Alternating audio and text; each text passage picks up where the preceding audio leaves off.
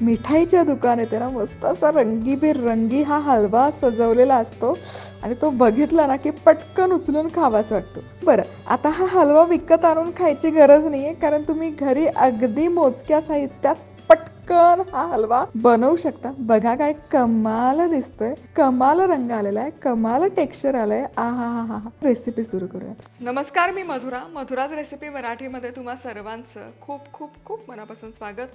आज आपण आहे ना हलवाईच्या दुकानात मिळतो, मिठाईच्या दुकानात मिळतो अगदी तसा कराची हलवा, मुंबई कराची हलवा कसा बनवायचा ते बघणार आहोत. कमीत कमी साहित्यात जवळपास 1 किलोच्या वर हा हलवा बनवून तयार होतो. गौराईचा फराळ आपण बनवत असतो, वेगवेगळे फराळाचे पदार्थ, मिठाईचे पदार्थ बनवतो, तर हा झटपट होणारा हलवा घरी नक्की बनवून बघा. मोजकं साहित्य आणि खूप कमी पैशात हे बनवून तयार होतं. तर सगळ्यात आधी आपल्याला लागेल 1 कपभर कॉर्नफ्लॉवर, 2 कप साखर लागेल, अर्धा कप तूप, खायचा रंग लागेल, केसरी रंग मी वापरते, त्याच्याऐवजी थोडी हळद जरी घातली ना तरी रंग छान येतो आणि कळतही नाही, आणि 3 चमचे मगज बी, आणि यासोबत त्याला चव म्हणजे फ्लेवरिंग एजंट यामध्ये आपण घालणार आहोत केवडाचा इसेन्स. तुम्ही कुठलाही घालू शकता, रोज इसेन्स घालू शकता, फ्रूट इसेन्स घालू शकता, तुम्हाला जो फ्लेवर आवडतो तो तुम्ही इथे वापरू शकता. अशाच मस्त चमचमीत आणि झणझणीत रेसिपीजसाठी मधुराज रेसिपी मराठीला सबस्क्राईब करा आणि त्याचबरोबर बेल आयकॉनवरही क्लिक करा. चला, आधी काय करायचं, सगळ्यात आधी हे 1 कपभर आपण जे कॉर्नफ्लॉवर घेतलंय हे काढून घेऊया आणि यामध्ये 2 कप आपण पाणी घालतो. याच कपने पुन्हा मोजून घ्यायचं, 1 आणि 2.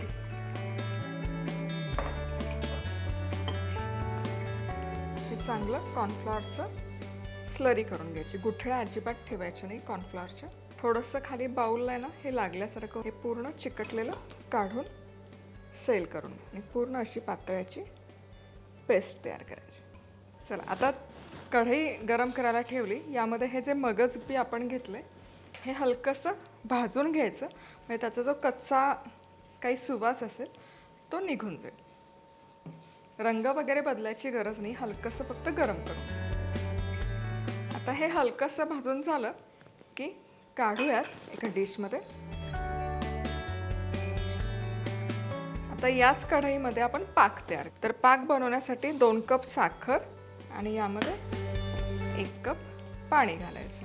गॅसची आच मोठी करायची आणि मोठ्या आचेवर 1 उकळी काढून घेऊयात. आता इथे पाहू शकाल मोठ्या आचेवर छान अशी उकळी आलेली आहे पाकाला आणि साखरही पूर्ण विरघळली.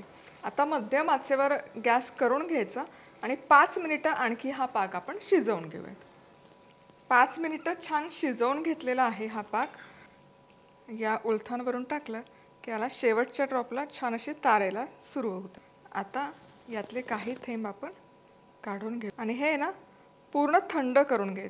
गरम गरम जर हा पाक तुम्ही चेक केला तर तो पातळच वाटतो, आणि हा पाक चेक करेपर्यंत खाली गॅस बंद करा किंवा मंद आचेवर बेटर करून घ्या, नाहीतर काय होईल, हा पाक पुढे जाईल. हे चेक करेपर्यंत 30-40 सेकंदाचा फक्त वाट बघायची, हे पूर्ण थंड होईपर्यंत. आणि हाताला स्पर्श याचा थंड आला की मग 2 बोटांमध्ये घेऊन चेक करायचं. हे बघा, अगदी अचूक झालंय. 1 तारी पाक आपल्याला हवा, अचूक असा 1 तारी पाक तयार आहे, परफेक्ट असा झालेला आहे. आता यामध्ये खायचा रंग घालते, केसरी खायचा रंग. हा घालणं अगदी नाही घातलं तरी चालेल, याला पर्याय म्हणून थोडी अर्धा चमचा हळद घाला. तुम्ही हळद घातली तरी काहीच हरकत नाही, पण मी रंग घालते, किंवा मग केशर वगैरे तुम्ही वापरू शकता. थोडा बऱ्यापैकी लागतो कारण हा हलवा आहे ना गडद रंगाचा असतो इथं. आता यामध्ये चव म्हणजे फ्लेवरिंग एजंट म्हणून केवडाचं इसेन्स घालते, 2-3 थेंब फक्त. याच्याऐवजी रोज इसेन्स, फ्रूट इसेन्स, असे वेगवेगळे पायनॅपल इसेन्स, असे वेगवेगळ्या चवीचे येतात, मँगो, ते घातले तरी याची चव सुंदर लागेल. तर हे आपलं बेसिक मिश्रण बनवून तयार आहे. आता यामध्ये आपण घालतोय हे कॉर्नफ्लॉवरचं मिश्रण जे आपण तयार करून घेतलं आहे. बरं, यामध्ये घालण्यापूर्वी हे असं ढवळून घेणं अत्यंत गरजेचं आहे. काय होतं, कॉर्नफ्लॉवर आहे ना खाली चिकटतं, त्या बाऊलला चिकटायची किंवा सेटल व्हायची शक्यता जास्त असते. कॉर्नफ्लॉवरला बसून राहायला फार आवडतं. ते पाण्याबरोबर मिसळलं की त्याला खाली बुडाशी जाऊन बसायला जाम आवडतं. त्यामुळे हे ढवळून घ्यायचं आणि हे या पाकामध्ये सोडून घ्यायचं. वाट नाही बघायची, थोडं थोडं थोडं सोडायची, एकत्र सोडा. गॅस मोठ्या आचेवर करून घ्या आणि मात्र आता थांबायचं नाही अजिबात. एकसारखं ढवळत हे शिजवून घ्यायचं आणि गॅस मोठ्या आचेवर ठेवायचा. अजिबात याला गुठळ्या झाल्या पाहिजे नाहीत. त्यामुळे हे मिश्रण अजिबात सोडू नका, नाहीतर मी जसं सांगितलं कॉर्नफ्लॉवर आहे ना खाली जाऊन मस्तपैकी बसतं. चला, 5 मिनिटं झालेत आणि हे मिश्रण आता दाटसर व्हायला सुरुवात झाली. आणि हे बघा, हे असं ट्रान्सल्युसंट मिश्रण दिसतं जसजसं वेळ जातो तसतसं. तर आणखी हे एकसारखा कणकेचा गोळा होईपर्यंत आपल्याला हे ढवळत ढवळत ढवळत ढवळत एकत्र करून घ्यायचं आहे. आणखी एक 10 मिनिटं लागू शकतात या प्रोसेस. दाटसर व्हायला सुरुवात झाली. आता गॅस उडायला लागलं की गॅस मंद आचेवर करून छान घट्ट झालेलं आहे. आता हे मिश्रण असं दाटसर व्हायला सुरुवात झाली की आपण जे तूप घेतलं आहे ना त्यातला एक एक चमचा तूप यामध्ये घालायला सुरुवात करायची. सगळं तूप वापरणार आहोत आणि तूप यामध्ये मुरवायला सुरुवात करायची. म्हणजे ती जी चकाकी आहे ना या हलव्याला, ती चकाकी या तुपामुळे येते. आता जोवर संपत नाही तोवर हे तूप घालून घालून हे मिश्रण एकसंध करून घ्यायचं. आणि म्हणजे कराची हलवा आहे ना छान असा खाताना चिवी लागतो. त्यामुळे हे मिश्रण तुम्ही जितकं आता इथून पुढे शिजवाल 15 मिनिटं 20 मिनिटं तितकं त्याचा चिवीनेस वाढत जातो. तुम्ही जर या स्टेजला थांबलात ना तर तो एकदम मऊ होईल. आपल्याला मऊ नको आहे. कराची हलवा रबरासारखा असतो, एकदम चिवी. त्यामुळे हा शिजवून घ्यायचा. मी आणखी एक 15 मिनिटं तूप घालत घालत हे शिजवून घ्यायचं. त्याचा सॉफ्टनेस आहे किंवा मऊपणा आहे तो पूर्ण निघून गेला पाहिजे. चला, आता हे बघा, हे मिश्रण 15 मिनिटं छान मी शिजवून घेतलं आहे. एकदम चिवी झाल्यासारखं दिसतंय, म्हणजे कढईला चिकटत नाही आहे. हे बघा, आणि त्याला जी चकाकी आपण म्हणतो ना, चकाकी पण कमाल आलेली आहे. आता हे आपण काढूयात. थोडेसे जे भाजून घेतले होते हे मगज घालूयात, मिसळून घ्यायचे. यामध्ये थोडेसे बदामाचे पण काप घालते, हे दिसायला छान दिसतं. चला, हे मिश्रण तयार आहे आता सेट करण्यासाठी. इथे हा 8 बाय 8 इंचचा ट्रे आहे. खाली बटर पेपर लावलेला आहे जेणेकरून आपली मिठाई जी आहे ती पटकन छानपैकी अशी घालून घ्यायची आणि एकसारखी पसरवायची. किती पटकन झाली, कमी त्रासात, कमी साहित्यात आणि मुख्य म्हणजे कमी खर्चात आणि दिसायला खूप कमाल. फक्त गौराईसाठीच नाही, एरवी तेरवी पण खाण्यासाठी, किटी वगैरे असेल तुमच्याकडे, काही पार्टी असेल तेव्हा ही मिठाई छान दिसते आणि लागते पण. आता यावर पुन्हा थोडेसे मगज काप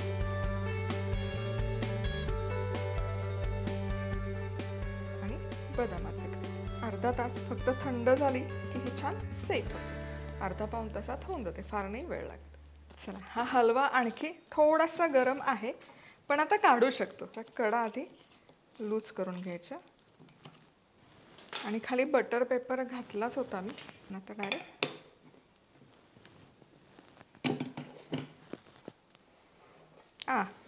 कमाल, एका झटक्यात निघालं. हे पेपर काढून घेऊयात. काय सुंदर दिसतोय बघा. हलवाईच्या दुकानात मिळतं ना अगदी तसाच झालेला. असं सुलटा करते म्हणजे कट करताना दिसेल छान. आणि आता याचे पीसेस करूयात. तर जसं मी नेहमी सांगते, काय मधोमध एक पीस करून घ्यायचा म्हणजे हे समान होतात. म्हणजे प्रत्येक बाजूची मध्य बाजू घ्यायची.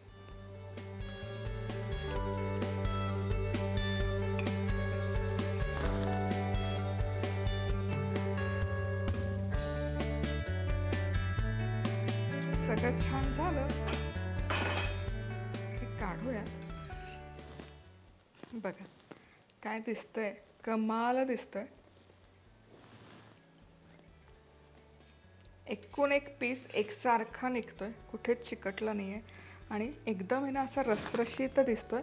पण ॲट द सेम टाइम तो आत छान असा चिवी पण झालेला आहे, जसं आपल्याला हलवा आपण मिठाईच्या दुकानातून आणतो तसंच.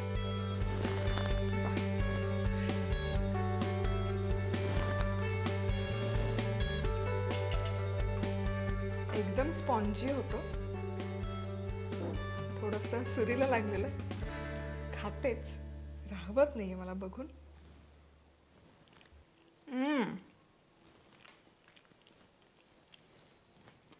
मस्त, तीच चव आलेली आहे, तोच रंग, तसाच परफेक्ट टेक्स्चर देखील आलेलं आहे. कमाल. रेसिपी आवडली तर लाईक करा, कमेंट करा, सबस्क्राईब करा. पुन्हा भेटूयात अशाच मस्त रेसिपीसोबत. तोवर मस्त राहा, खुश राहा, आनंदी राहा आणि सगळ्यात महत्त्वाचं खा.